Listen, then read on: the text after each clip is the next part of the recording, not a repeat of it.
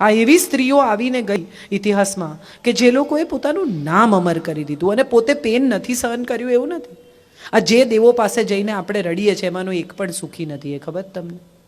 કૃષ્ણ જન્મ્યો અને તરત એને એની માંથી છૂટો પાડ્યો. માંડ માંડ એક મા સાથે પ્રેમ થયો, એક છોકરી મળી કે જેને માટે એને લાગણી થઈ, એટલે ત્યાંથી નીકળી જવું પડ્યું.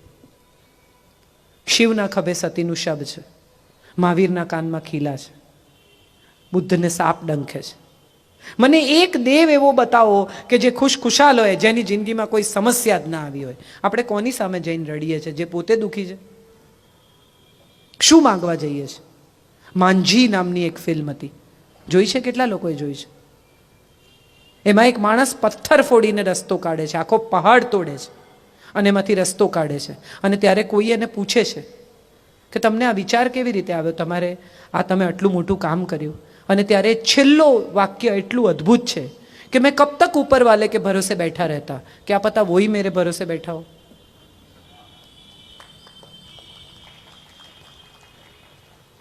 આપણે બધા જ કોઈ કરશે, ક્યારેક કરશે, ક્રાંતિની મશાલ જગાવશે, કોઈ આવશે અમને બચાવશે, કોઈ અમારા માટે લડશે. કોઈ કોઈના માટે ક્યારેય લડતું નથી. આ જગતમાં ફ્રી લંચ નામનો શબ્દ જ નથી. દરેકને પોતાનો અંગત ઈચ્છુક સ્વાર્થ હોય છે. Get up and fight for your self. And fight એટલે ઘેર જઈને ઝઘડવા ના માંડતા.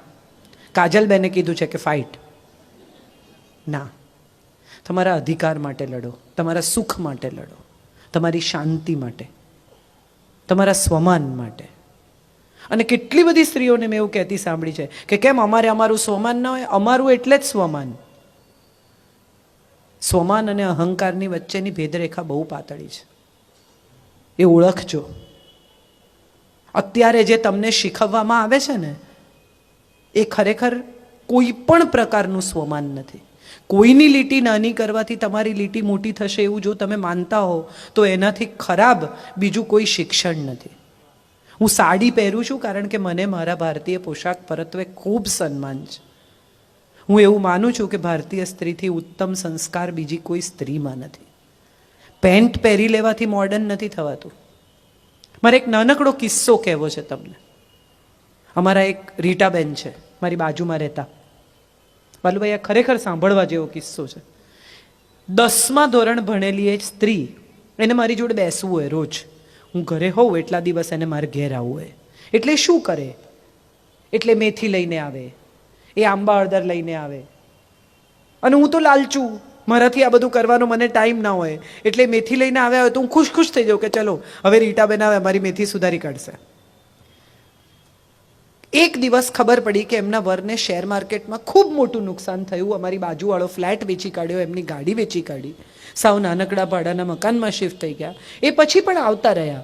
એક દિવસ મને પૂછે છે કે કાજલબેન, મને કંઈ કામ અપાવો, હું ગમે ત્યાં પટાવાળાની પણ નોકરી કરીશ, મને તમે કામ અપાવો.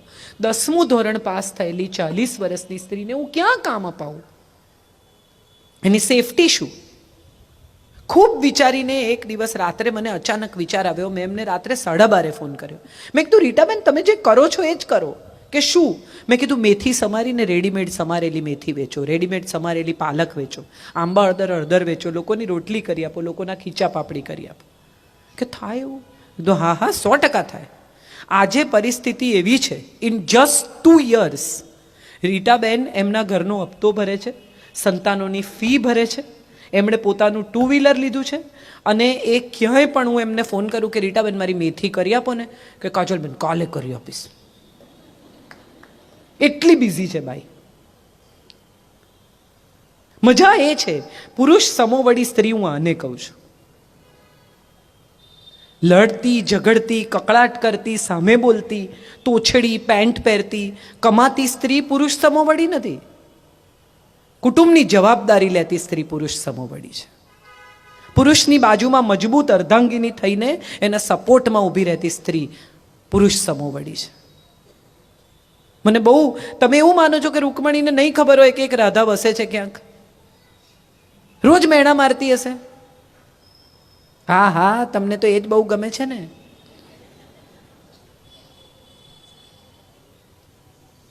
ચૂપ રહી શકાય તો જિંદગીના તમામ સુખો તમારા કદમમાં છે. મૌનથી મોટી શાંતિ બીજી જગતમાં કોઈ નથી. બધું કહીને સંભળાવવું જ, બધું ચોપડાવવું જ, બધું સમજાવવું જ, બધા મેણા મારવા જ, આવો આગ્રહ રાખવાનો કોઈ અર્થ નથી. માણસ બધું સમજતો જ હોય છે. અમારે ઘેર એકવાર 5 મહેમાન આવે સાંજે. સતીશ કૌશિક, જો તમે ઓળખતા હો તો, એક્ટર આવ્યા. 5 વાગે બેઠા, વાતો કરે. 5:45 વાગે મેં પૂછ્યું, મેં કીધું સર આપ ચાय पियेंगे? तो कि तुम्हारे मियाँ ने तुमको बताया नहीं, हम तो खाना खाएंगे. સંજય તો કહેવાનું ભૂલી ગયેલો, એ વખતે તો પેજર હતા. એટલે તમે પેજ કર્યા કરો, જવાબ આપે તો આપે, નહીં તો નહીં આપે. એમ કરતા 9 વાગ્યા. સંજય આવ્યો એટલે મેં સંજયને મેં કહું અંદર આ લોકો બેઠા છે. એટલે કે હા. પછી એ લોકોને સોરી કરીને અંદર કપડાં બદલવા ગયો. એટલે હું પાછળ ગઈ કે ઝઘડો કરવો છે? મેં કીધું ના. પછી એ લોકો રાત્રે 1:30 વાગે ગયા. મેં ઝાડુ વાળ્યું, ઘર સાફ કર્યું. સંજય પાછળ આવીને કે ઝઘડો કરવો છે? મેં કીધું ના. બીજા દિવસે સવારે મને કે ઝઘડો કરવો છે? મેં કીધું ના. અમારા ઘરમાં હજી આજે પણ એ ઝઘડો પેન્ડિંગ છે. એ ડરે છે કે ક્યારે ખોલશે. આ ફાઇલ બંધ છે, ઇન્કમટેક્સ જેવી ફાઇલ છે, ક્વેરી ખુલ્લી છે. કયે દિવસે આ ક્વેરી નીકળે એના ભયમાં એ જીવ્યા કરે છે. અને આવા તો કેટલાય કિસ્સા છે કે જ્યાં થઈ શકતો તો પણ મેં નથી કર્યો. મજા છે આની. તમારા હાથમાં કેટલા મુદ્દા છે.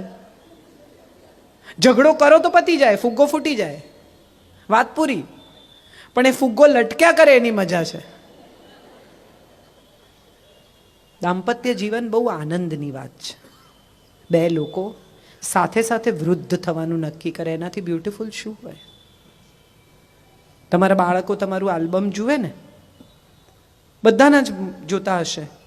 અને સ્ત્રી એટલી સુંદર હોય, મુગ્ધા હોય, રૂપાળી હોય, સરસ મેકઅપ મેને કામ કર્યું હોય, હેરસ્ટાઈલ હોય, પાનેતર પહેર્યું હોય, અને પપ્પાનો બિચારાનો કોટ હેંગર પર લટકાયો હોય, એવા પાતળા અને આમ વાળ જુદી જાતના અને મૂછો. ને છોકરાઓ પૂછે કે આની જોડે કેમ પરણી?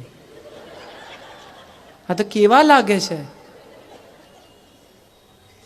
એ પછી સમય જાય, મમ્મીને 2 સંતાનો થઈ જાય, મમ્મીનું વજન વધી જાય, એનું પેટ સહેજ બહાર આવી ગયું હોય, એના ચહેરા પર સમયે આંકા પાડી દીધા હોય. હવે પિતા કમાવા માંડ્યા છે, પિતાનું શરીર ભરાયું છે, પિતા હેન્ડસમ થઈ ગયા છે. અને સ્ત્રીને ઇન્સિક્યોરિટી શરૂ થાય કે હવે હું પહેલાં જેવી નથી લાગતી, એટલે હું નહીં ગમું. કદાચ બીજી કોઈ વધુ જુવાન, વધુ સુંદર, વધુ નખરાળી, વધુ દેખાવડી સ્ત્રી એમને ગમી જશે. અને ત્યારે આ બધી તમામ સ્ત્રીઓને મારે એક વાત કહેવી છે કે કોફી ટેબલ પર સામે બેઠેલી શોર્ટ સ્કર્ટ ને લાંબા નખ ધરાવતી સ્ત્રીઓ છે ને, એ સામે જ રહી જાય છે. ગરમ રોટલી ઘરના ડાઇનિંગ ટેબલ પર જ મળે છે, અને એની વિશ્વના તમામ પુરુષોને ખબર છે. ખરેખર કોઈએ ઇન્સિક્યોર થવાનું હોય ને તો એ પુરુષે થવાનું છે, સ્ત્રીએ નથી થવાનું. તમે તો છો, તમારા ઘરની મહારાણી છો. કોઈ તમને કાઢી તો બતાવે? જયા બહાદુરીએ જ્યારે ઘર છોડવાનું નક્કી કર્યું ત્યારે તેજી બચ્ચને એમને કહેલું કે આ દુનિયાની કોઈ પણ બેવકૂફ સ્ત્રી આ પતિના આવા નાના છમકલા માટે પોતાના ઘરની ચાવી ફેંકીને જતી ન રહે. હું એમ માનું છું કે તારે ન જવું જોઈએ. અને તમે જુઓ એનું પરિણામ.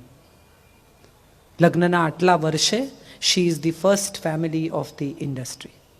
એનું સન્માન, એનું માન, એનું સ્થાન બધું અકબંધ છે. કોઈની તાકાત નથી કે એ હલાવી શકે.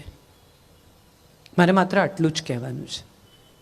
જો આપણે આપણું માન નહીં રાખીએ, જો આપણે આપણું ગૌરવ નહીં કરીએ, જો આપણે આપણા હોવાને, અસ્તિત્વને ઉજવીએ નહીં, તો બીજા લોકો શું કામ ઉજવે? બધી મમ્મીઓ પોતાની દીકરીને કે પાર્કે ઘેર જવાની છે. કયું પાર્કું ઘર? એનું ઘર છે. એ ક્યાં પાર્કું ઘર છે? એક દીકરી પરણીને આવી અને પગ ફેરો કરવા આવીને એની મમ્મીને કે મારી સાસુને હું માન નાખીશ. ભયાનક બાઈ છે. એટલે મમ્મી કે જોજે આવું કંઈ કરતી, આ પાવડર લઈ જા, રોજ એના જમવામાં થોડો થોડો નાખજે, થોડા દાડામાં પતી જશે. પેલી પાવડર લઈને ગઈ. હવે રોજ આનંદથી જમાડે. મમ્મી લો ને, મમ્મી ખાઓ ને, જુદું જુદું બનાવે, એટલા સ્નેહથી જમાડે. સાસુને એમ થયું કે વાહ, કેટલી પ્રેમાળ વહુ. બંનેના સંબંધ સુધરી ગયા.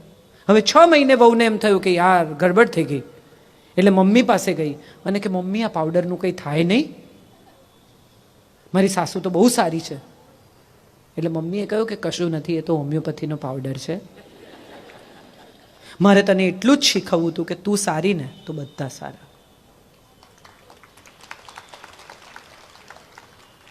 દેરાણી જેઠાણી, નણંદ ભોજાઈ, સાસુ વહુ, 2 બહેનો, તમે વિચારો કે જો એક ઘરમાં સ્ત્રીઓ એક થઈ જાય ને તો પુરુષોને ભારે પડી જાય.